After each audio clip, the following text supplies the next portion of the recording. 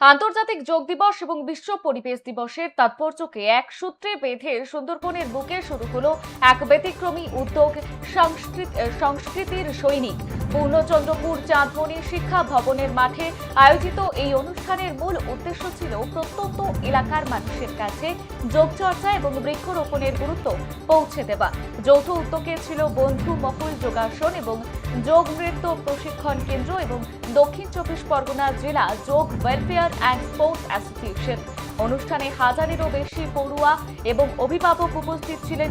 5 বছরের শিশু থেকে শুরু করে বিভিন্ন বয়সের ছাত্রছাত্রীদের চমৎকার যোগাসন এবং অভিভাবকদের নাচ গান নজর কাড়ে। এছাড়াও নারীদের স্বাবলম্বী করার অঙ্গীকার নিয়ে হাজির ছিল বিশেষ মুক্তির স্টল। অনুষ্ঠান শেষে পরিবেশ রক্ষার বার্তা দিয়ে সকলের হাতে গাছের চারা তুলে দেওয়া হয়। এই ব্যতিক্রমী উদ্যোগের নেপথ্যে রয়েছেন 25 বছরের যুবক স্বরূপ বিশ্বাস। যোগ এবং সংস্কৃতির এই মেলবন্ধন সুন্দরবনে ব্যাপক সাড়া ফেলেছে।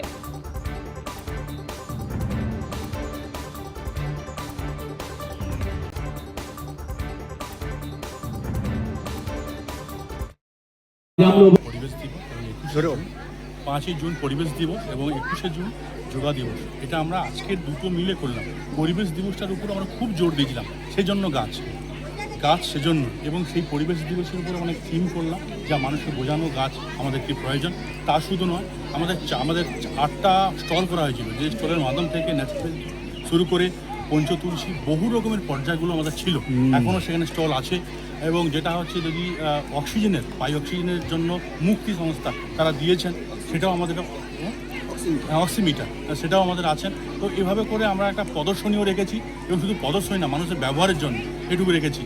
আমরা পেয়েছি আমাদের বিদগ্ধদের মাস্টারমশাইদের এবং পেয়েছি হাজারের উপর ছেলে মেয়ে। এবং অ্যাকচুয়ালি এলাকায়, আমাদের এই গ্রামীণ এলাকায় যোগার ভাবনাটা সবার কাছে পর্যাপ্ত পরিমাণে নেই। এবং যেহেতু আমাদের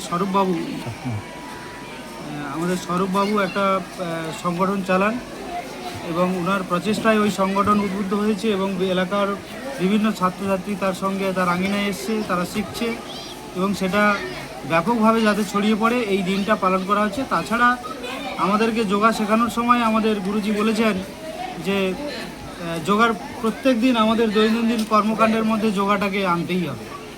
তা আমরা যদি 15-20 মিনিট করে যোগা অভ্যেস করি প্রত্যেক দিন, অসুবিধে কোথায়? আর যোগার যদি আজকেরও আমি যদি পালন করি, তাতেও আমার অসুবিধে কি? আমি কালকের আবার পালন করতে পারি। যোগা দিবসে চারাও দেওয়া হলো, কি বলবেন? চারা এটা একটা মানবিক দিক।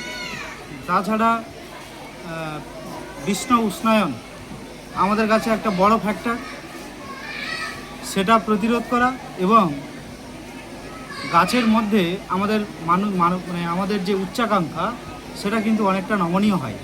অল যোগ সোসাইটি এবং আমাদের যে সংগঠন দক্ষিণ চব্বিশ পরগনা জেলা যোগ ওয়েলফেয়ার স্পোর্টস অ্যাসোসিয়েশনের শাখা সংগঠন আজকের এই জায়গায় এই আয়োজনের দায়িত্বে রয়েছেন।